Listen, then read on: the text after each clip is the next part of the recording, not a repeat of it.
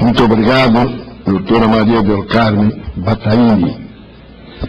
Nós vamos partir agora para a fase dos debates, informando aos interessados que vão formular as questões que terão 3 minutos improrrogáveis para cada solicitação, dado o adiantado da hora e uma série de providências de participações que ainda serão objeto deste último painel. Primeiramente, Aníbal Geraldo Acosta, da Argentina.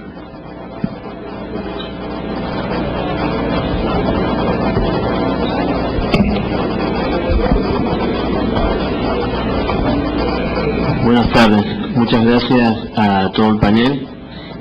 Profesor Andrade, usted puso énfasis en la preferencia por la transacción frente a estos métodos. Ahora, la transacción, y parafrasear al profesor Montero Aroca, que refiere que el arbitraje no sería una alternativa, sino un ejercicio de libertad. ¿No visualiza usted que así como la transacción puede importar un ejercicio de la autonomía de la voluntad y un ejercicio de libertad, estos otros medios no podrían ser propicios con el marco regulatorio adecuado y aún el arbitraje respetando los principios procesales que usted ha enunciado claramente, no serían favorables para realmente el desarrollo de estos métodos de un modo eficaz y con vista a los objetivos de pacificación? Sí, insisto que la transacción es el acto más inteligente que puede hacer la persona que conflictúa. Estoy de acuerdo que el arbitraje, la conciliación y la amigable composición tienen que ser unos métodos que le permitan el ejercicio de la libre autonomía del ciudadano. Lo que pasa es que en mi país, repito, acaban de regular esos métodos con unos códigos, unas leyes, con formalismos, con tiempos, con plazos, con recursos. Entonces, judicializaron esos métodos mal llamados alternativos, como dice el profesor Carlos, ¿no? Esos métodos que eran adecuados para la resolución de conflictos, simplemente lo judicializaron. Entonces tenemos ahora una justicia paralela igual o peor que la que da el Estado. Pero estoy de acuerdo con usted, tenemos que luchar para que estos métodos a los que inventemos prevalezca la autonomía de la voluntad.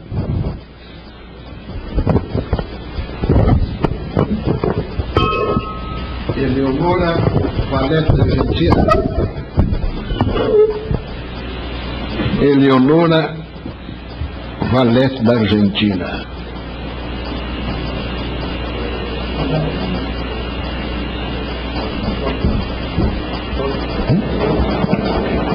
Henrique Souza Arditi.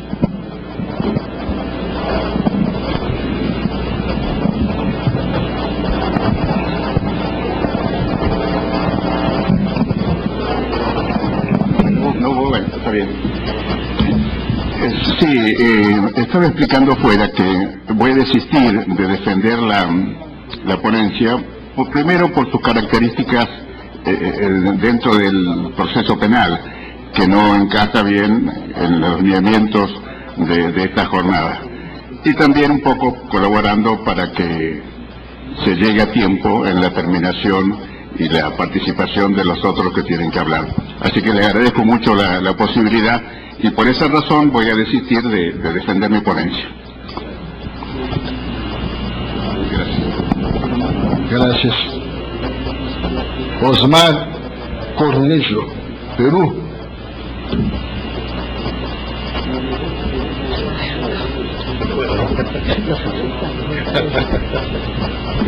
Vitor Jorge Jaef, Argentina.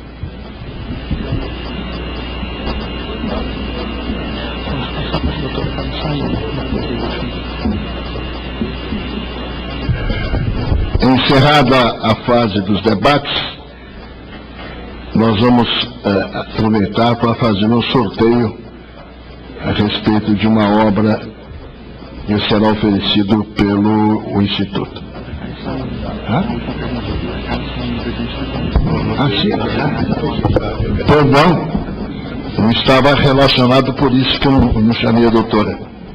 Faz favor. Com licença, boa tarde.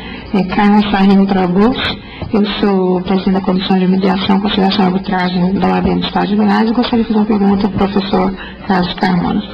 A respeito da arbitragem testamentária e sobre aplicabilidade no Brasil, qual seria a opinião do senhor, por gentileza? E no mais, também, parabenizar a todos, a pessoa do Dr. Márcio e do Dr. Flávio Benandus pelo excelente evento e agradecer a todos os presentes. Muito obrigada.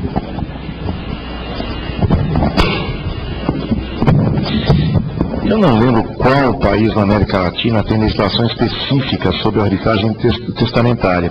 A Espanha tem, mas eu acho que a Bolívia também tem alguma legislação a respeito disso, e o Brasil não tratou desse tema. Não parece ser proibida a arbitragem testamentária no Brasil, entretanto, entre nós, nesses 12 anos de vigência da lei de arbitragem, não vi ocorrer nenhum caso. Nós teríamos uma dificuldade da arbitragem testamentária no Brasil. Se a arbitragem é obrigatória por força do testador aos beneficiários e os herdeiros, até porque nós temos aqui uma série de dispositivos cogentes do Código Civil em relação à sucessão, ordem sucessória e atribuição de bens, parece que nós temos alguma dificuldade de impor a arbitragem, porque ela seria obrigatória em relação àqueles que são os beneficiários das disposições testamentárias e, eventualmente, nós temos que impor também a arbitragem em relação àqueles que não concordam com a atribuição ou divisão de bens. Portanto, não sei se nós do Brasil teríamos alguma viabilidade para a imposição da arbitragem testamentária. Até onde sei também, na Bolívia não tem nenhuma notícia a respeito da utilização do mecanismo. Mas na própria Espanha parece que não é um mecanismo muito normal de resolver controvérsias, ou muito usual de resolver controvérsias por conta de testamento. Não creio que no Brasil nós tenhamos desenvolvimento para essa faceta da arbitragem, não.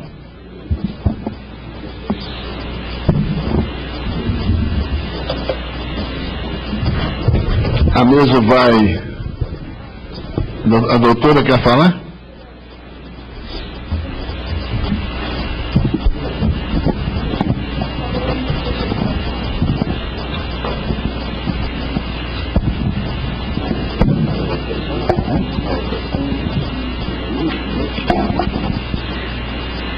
Meu nome é Sônia, sou advogada aqui em Goiânia, professora universitária. Minha pergunta se dirige ao Dr. Carlos.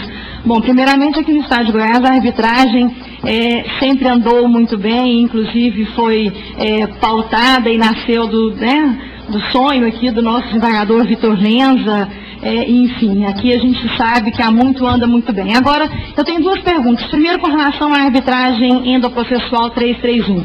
O que a gente vê na prática aqui, isso se repete do Brasil afora, a gente sabe muito bem disso, que na verdade as audiências de conciliação e previsão 331, elas, via de regra não, 99,99% os juízes deixam a cargo ali, nem sempre de conciliadores, como prevê a lei, mas na mão ali de secretários, enfim, né? Há poucos dias fomos fazer uma audiência e ficamos todos surpresos, porque era uma audiência de conciliação, e o juiz estava presente na sala, aquilo como se fosse assim, algo extraordinário, um juiz está presidindo uma audiência de conciliação. E graças à presença dele, que tinha preparo para tanto, que realmente fizemos ali, foi possível uma conciliação, né?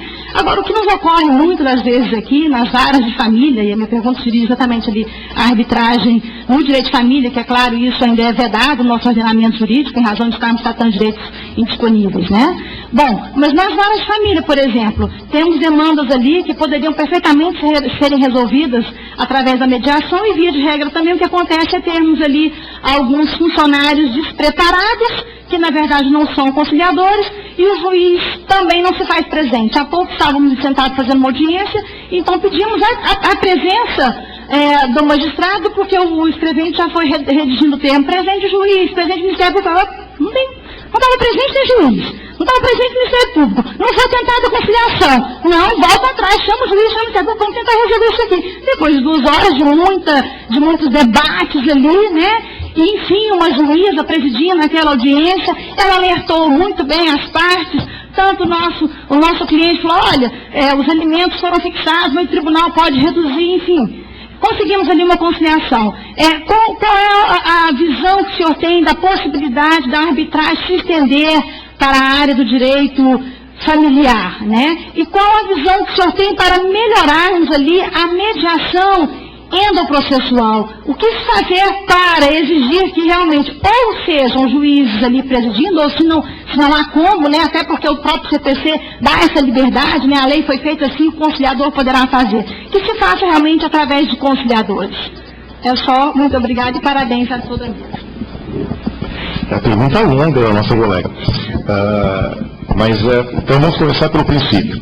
A sua premissa com relação à arbitragem ir muito bem no estado de Goiás. Eu discordo.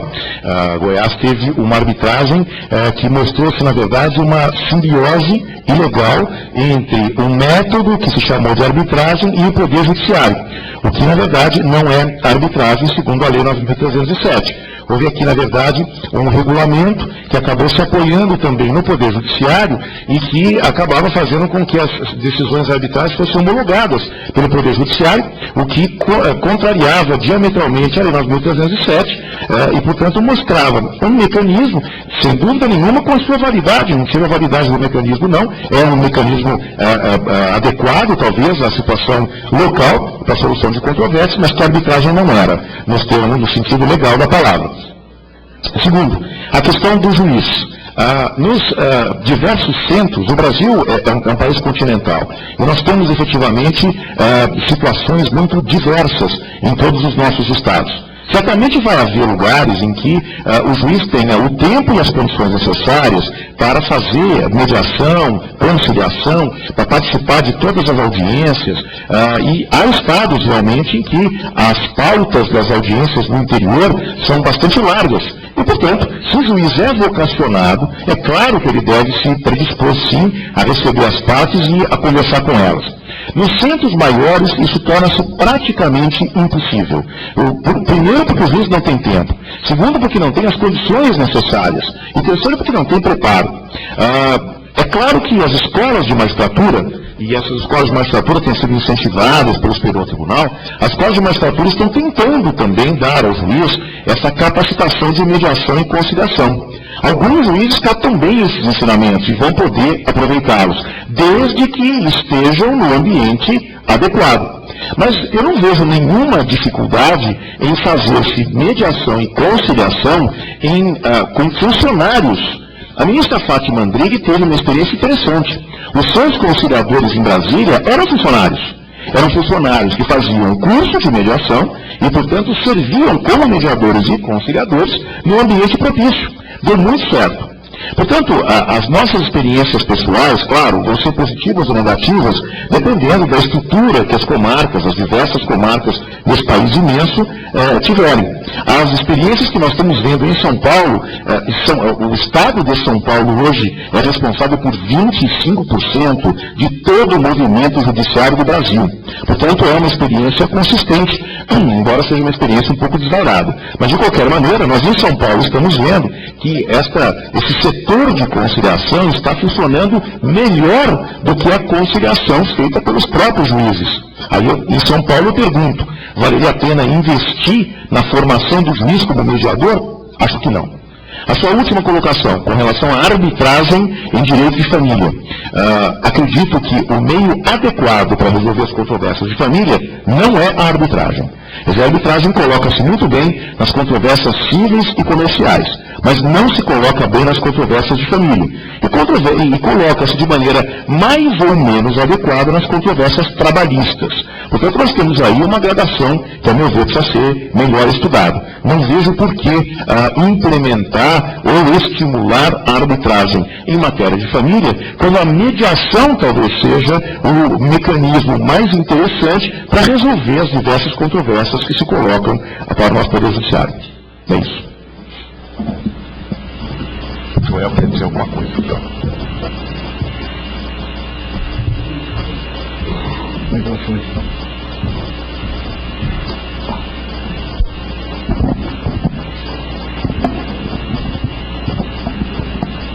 Obrigado, presidente, por ter me dado a palavra. É uma pergunta que acho que vai causar aos congressistas uma visão um pouco mais crítica sobre esse tema que é palpitante. Antes de fazer a pergunta, quero parabenizar a todos os conferencistas que muito bem expuseram um tema de altíssima relevância na situação que vivemos na América Latina. Eu pergunto ao professor Carmona e à professora Maria, em conjunto, que fizeram referência aos projetos de lei atinentes à mediação, no sentido da verdadeira importância, e no caso do Brasil, que já detém um número elevado de normas federais, um instituto que é mais do que milenar. A mediação, nós todos sabemos que nos acompanha desde que o homem é homem e se reúne em pequenas sociedades, em pequenos clãs, e sempre resolvendo seus conflitos de forma amistosa e desenvolvendo técnicas de autocomposição. Seria verdadeiramente necessário para a Argentina, para o Brasil, uma lei acerca da mediação, quando essa forma tão simples, tão objetiva, vem sendo já implementada com sucesso, sem uma regulamentação específica? Será que essa norma, se viesse efetivamente a positivar-se esse projeto, nós não teríamos engessado, ou não teríamos um pressuposto processual praticamente, como está inserido a compreensão da mediação no nosso projeto? Eu não vejo com simpatia, em que pese a excelência do grupo, e especialmente a participação do professor e querido amigo Carmona, eu vejo, tanto que a ideia do projeto resultou nessa proliferação informal da prática de mediação que nós não tínhamos. Então eu pergunto se de fato parece necessário nós positivarmos esse Instituto da Mediação. Essa é a pergunta. La pregunta es muy buena y de hecho hay que adecuar. Yo le puedo hablar por Argentina y fundamentalmente por Tierra del Fuego. A veces lo obvio o lo natural o lo que nos parece conocido por todos no es tan así al momento de tener que operativizarlo. Y eso es lo que hace que necesitemos, por lo menos los argentinos, una ley para legitimar la actividad del mediador y las resoluciones que dentro de la mediación se establezcan. Digamos que lo natural sería, como usted bien dice, que los hombres nos pusiéramos de acuerdo, que habláramos antes de litigar. Como lo natural también sería, ¿no es cierto?, que los jueces seamos todos honestos, dignos, idóneos, ¿no es cierto? O sea, los principios éticos muchas veces hay en muchos países que también están regulados, ¿no es cierto? ¿Y por qué se regula? Porque hay un código deontológico de algo que aquello yo sé que debo ser. Bueno, a lo mejor son esas contradicciones que tenemos los seres humanos y que necesitamos legislarlas como para poder hacer referencia a ellos. Nosotros fuimos muy cuestionados como Poder Judicial, como Superior Tribunal, justamente porque nuestra experiencia en mediación surgió a partir de una acordada, sin ley. Cuando había ley en Buenos Aires, ley en Chacos, ley en Río Negro, ley en muchas provincias. Y de hecho es el día de hoy que estamos funcionando sin ley, solamente con un orden objetivo y con una estructura generada y, reglamentada por el Superior Tribunal de Justicia. Pero yo creo que una ley legitimaría más al instituto, ¿no?, como tal. Pero coincido, es cierto, lo natural es natural y debería surgir así. La solidaridad también debería surgir naturalmente, y a veces no es así. Necesitamos un empujoncito, somos humanos.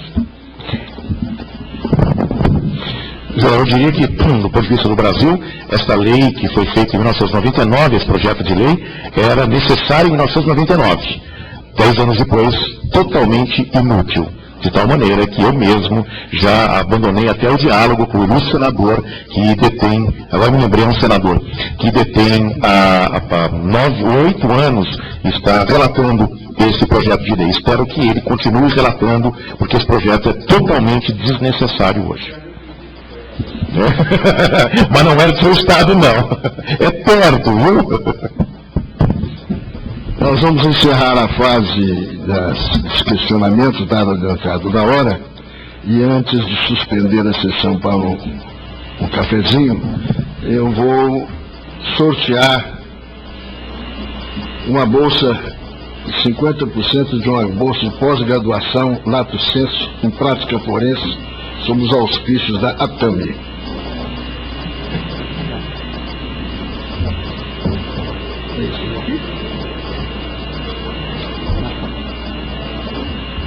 Beatriz, né? Roger.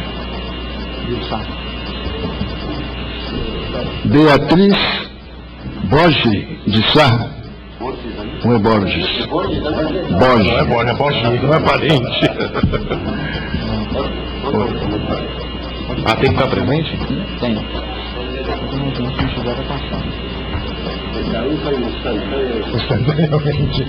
Maria Odineide Ali. Bessa. Ali.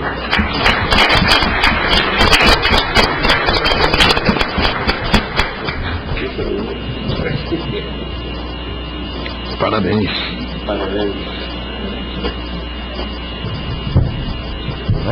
Parabéns.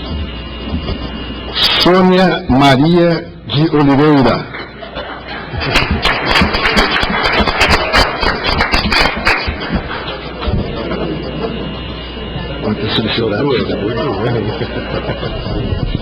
Antes de entregar os respectivos diplomas aos colegas que participaram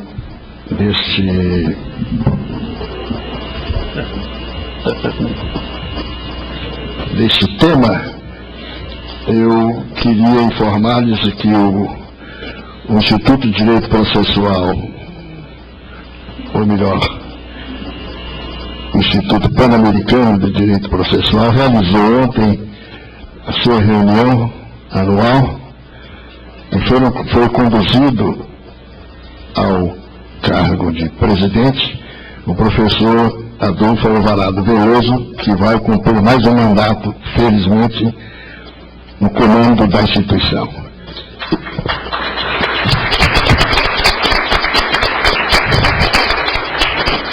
E informo também que o representante mor agora do Brasil, no esquema, na estrutura do Instituto, que passará a exercer vice-presidente para o Brasil, foi escolhido de forma unânime o desembargador Castilho.